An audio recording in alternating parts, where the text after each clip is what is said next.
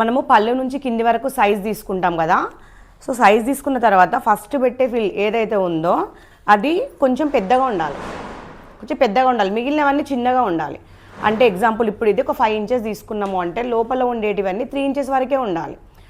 ఇంకా మనకి ఎక్కువ కావాలి 12, 13, 14, 11 నుంచి 12 వరకు కావాలి అనుకున్నప్పుడు లోపల 2 ఇంచే పెట్టాలి. ఇలా తీసుకున్నప్పుడు చాలా చిన్నగా ఒక 2 ఇంచే పెట్టాలి. పెద్దగా కావాలనుకోండి చాలా పెద్దగా పెట్టండి.